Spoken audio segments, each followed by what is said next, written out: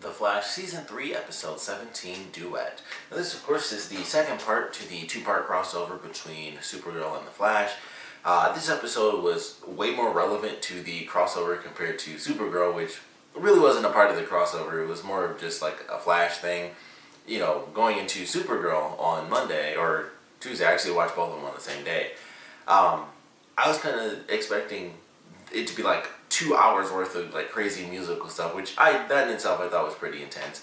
But that's what I was expecting. And then the crossover really only begins at like the last second of Supergirl.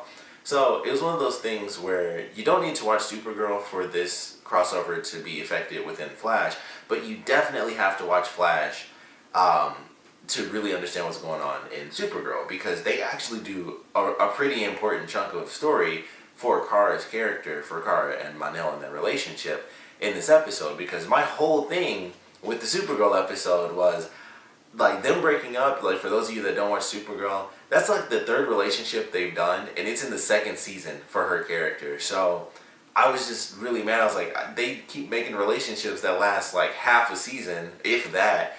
And it's like, how in the world does one character have 3 full relationships within 2 seasons? Or build up a full relationship only for it to not even happen within 1 episode. So I was like, I really hope that they get back together and it doesn't last. You know, this breakup doesn't last. Because at least then, she could have a relationship that lasts most of a season and goes into the next season. Otherwise, this is just dumb. This is the 3rd time they've done a relationship that's been, I think, at most 5 episodes long. So it was a big deal because it really impacted something that was a huge deal for me for Supergirl, because it was just a stupid issue that I felt they were doing all over again.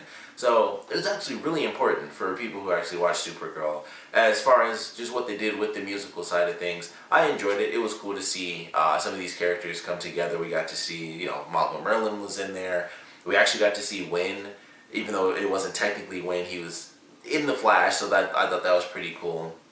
We see John and Mon-El actually take Kara to this Earth, so that was pretty cool because I was curious how this was going to play out. I just thought, with it being Meister and the way they showed him, I just thought, okay, he jumped into that dimension and then he would knock Barry out, and then wherever he sent them, they would both be together, even if it was, you know, interdimensional.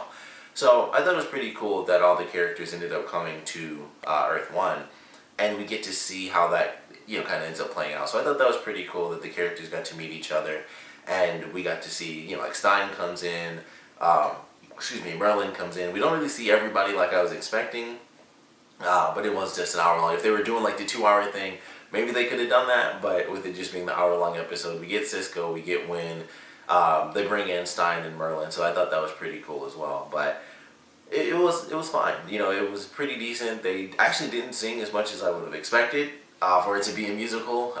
The episode also, as I was watching it, when I got to the end, I was like, man, they finished that story pretty quick. And then I looked at my timer, I was like, oh, this was actually the whole hour. It felt like the episode went by so incredibly fast.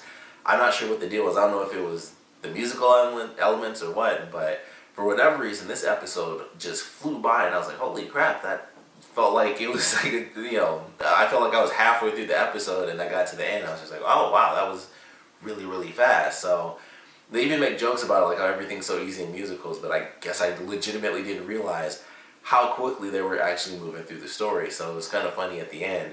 I was like, wow, that really was super fast. But the songs were fine. We get, I think, a total of 6 songs. We have Kara singing solo in the beginning. We have Barry singing solo at the end when he's actually back home and he's with Iris.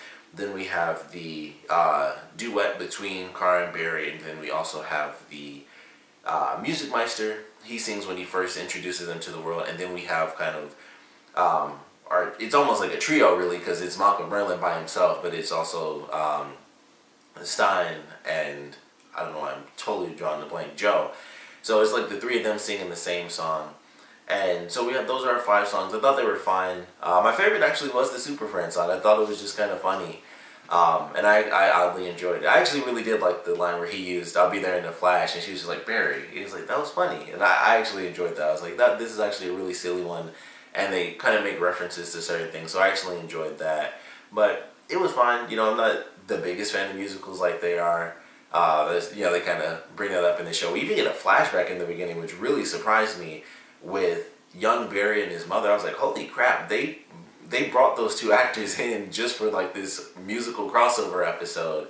And I was like, wow, I did not see that coming for such an important character to show up in such a menial type of episode where it's the cool musical crossover thing. And they did like the flashback of Singing in the Rain, which I'm pretty sure they have. I don't know if this is like Warner Brothers or what the deal is, but I guess they got all the rights to like the most classic movies ever, because Wally was watching Casablanca, and then in this one it was Singing in the Rain. I'm like, they have like all the rights to like the most famous movies of all time, unless they paid to show the rights in the films. But it was just funny seeing that. And then when they were actually in this sort of the musical world, I don't know why, but for whatever reason Kari kept referencing The Wizard of Oz. Like, I know that they kind of established that Barry's musical was Singing in the Rain, and for Kari it was like Wizard of Oz, but she was constantly saying lines. It was just really funny to me. Like, she'd have like solutions that made no sense whatsoever. It was just like, why did she just say that? It would just be really funny. But I love that they kind of had her do that at random throughout the episode, where she'd just make random references. Sometimes Barry would say like, oh, like when she first mentioned clicking her heels together, it's like, yeah, and she was like, I was kidding, like that doesn't make any sense. And just little stuff like that. They actually had some funny moments for me. But I like what they did. It was a very simple episode. There's really not that much to it outside of the relationship stuff.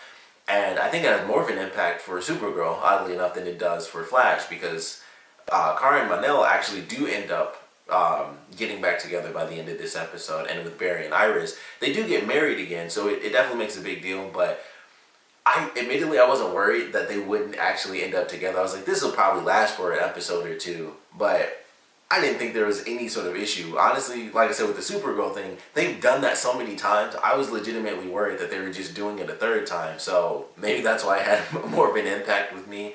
And as far as, Barry and Iris getting together, I was like, we know they're going to at some point get together. It might not have been this season, but I was still confident enough that it wasn't a permanent thing. So maybe that's why it just didn't have the same impact for me as with the Supergirl thing, because they've done that before. And I was just like, man, they're doing it again, and it's annoying. So I think as far as the Mon-El Supergirl thing, it had more of an impact for me. But of course, for people who may not watch Supergirl, it probably won't matter as much because you aren't familiar with how they just constantly have super short relationships. Two of which are supposed to matter with Mon-El, and then there was another one earlier on. But that's why that had more of an impact on me personally. And then we find out at the end, Meister was just there. It's like, hey, I was actually not doing anything bad. I was kind of just helping you guys out, helping you realize that love is the answer and that sort of thing. And they make it seem like Meister is a fifth dimensional being, like Mr. Invisiblekatana, I believe that's how you pronounce it. I forget. They recently had him in Supergirl, but and they make a reference to that too when Kara says like, I'm tired of interdimensional creeps. She was referencing Invisiblekatana because he was in a recent episode of Supergirl, and he was just bothering her, and he's super powerful. So it seemed like they did that with Meister as well, where he was a fifth dimensional being, possibly, but that's not his character from the comics. And I was like, I could have sworn Meister was just like some random dude, and that's definitely the character in the comic books. It's just a person who has the ability, has like superpowers to hypnotize people, but nothing like super crazy, like where he can do all sorts of things. Like how he escaped from the cage is just like, he may have just walked through it. Like he's phasing in and out of existence and stuff like that. So it's kind of hard to say exactly what they were doing there, but I feel like that's what it was. It was supposed to be, he's like a fifth dimensional being, which is insanely powerful. So I feel like that's what they were doing there, and they don't really explain it. It was just like, you wouldn't even be able to understand, where I come from or whatever, and then he's just like, see ya, he sings his way off and he's gone. But I was like, alright, that's an interesting take on Meister, because I'm just not familiar with that, because it was so different. But decent episode, not much to it, of course, as far as big plot developments and things like that. Barry and Iris getting back together at the end of the episode was very sweet, but I wasn't too worried. It wasn't like a real issue for me whether or not they would end up being back together. And of course, it doesn't change that much because we still have them, even if they were arguing and stuff like that, they would still be going towards the same main goal, which is trying to save Iris's life. And so it didn't have nearly as much of an impact compared to with Supergirl. there's a really big, it would be a really big deal to have Kara and Mon-El not together because of some of the things that have happened recently in the show. And it's like that, you know, it could go two totally different ways with them being together and them being not together. Is like two totally branching paths and how that sort of situation could potentially play out. And for Flash, I think it's like, it's just going down the same line. We don't want Iris to die, so we have to save her. Whether they're together or not, that was the main goal. And with Kara and Mon-El, it could just change a lot of different things because of certain outside elements. But I did enjoy the episode. Would love to know what you guys thought about it, so please comment below. Let me know your favorite parts, your least favorite parts. And I actually want to know what your favorite song was from this episode. Was it a solo song? Was it a duet song? The Super Friends song? I really don't remember any of the names for the other songs, so that's pretty much all I got. Barry's song was Running Home to You. That's all I can remember because he said the chorus like 5 times in that song. And of course it was a reference because he's the fastest man alive. But that was pretty much it. So those are the only 2 that I remember. But I like the Super Friends one just because I thought it was really silly and super campy, and it was they were literally tap dancing. It was like the most musical song in the entire episode. Like they're tap dancing. Although the first one or the second one, Meister, that was a whole set where he sung some stuff. Cisco was singing parts. Wynn was singing some parts.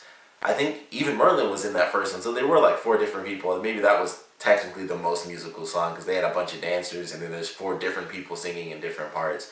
But for me, it was definitely Kara and Barry singing together. That was the one I enjoyed the most. But I actually think everyone sung too. Like, it was actually everyone's voices, which they typically do in most musical shows because they don't like replace them. They do that for like movies. But in TV shows, they typically have the actual person sing. A lot of people in the show have fairly decent voices. I was like, man, everyone can, you know, they can do some stuff in this show. And I was like, that's pretty interesting. People were hitting some notes, and I was like, I didn't really see that coming. So it was interesting to watch. It seemed like everyone was, you know, doing their own thing. So I enjoyed that as well. I know some people in the show actually have done singing before. Like Grant Gustin used to be on Glee, so like he's done singing and stuff. He can actually do that. And I'm pretty sure John Barrowman, who's Malcolm Merlin, I'm pretty sure he's done stage stuff too, like singing and dancing and stuff. So I was like, yeah, I'm not surprised that either of them can sing. But everyone sounded pretty good, you know, in this. So that was an interesting little surprise, hearing everyone's voice and being like, yeah, that's not someone's voice who sounds really close to them. That's definitely that exact person's voice, and they're singing all the songs. So that was pretty cool to have, and it wasn't just someone else came in and kind of dubbed over them. It sounded a little bit like them. So I like that for sure. But definitely want to know what your favorite song was in this episode, and of course, I want to know what you guys thought about the episode in general. So please comment below, let me know, and thanks for watching.